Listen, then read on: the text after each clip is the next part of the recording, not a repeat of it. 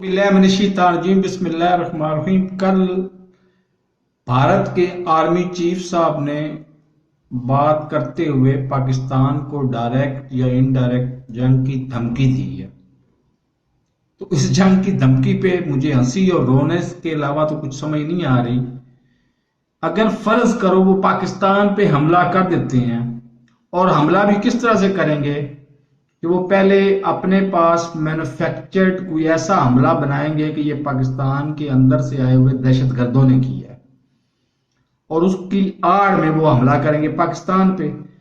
اب فرض کرو برے ترین نتائج دیکھ لیتے ہیں کہ پاکستان تباہ ہو جاتا ہے، تو کیا انڈیا بچ جائے گا؟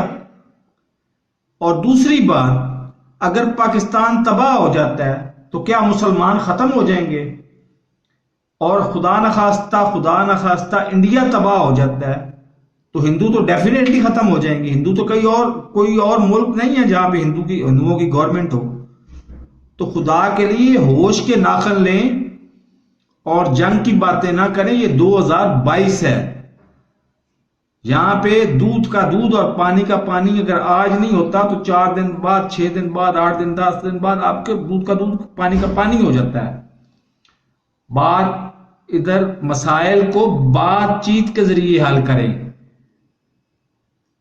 تو میرے اس چینل کو سبسکرائب نہیں کیا تو سبسکرائب کر لیں، ساتھ کے بیل آئیکن کو دبا کے نوٹیفیکیشن کو آن کر دیں تاکہ میری ہر نئی آنے والی ویڈیو کو نوٹیفیکیشن آپ کو بر وقت مل سکے۔ اللہ حافظ۔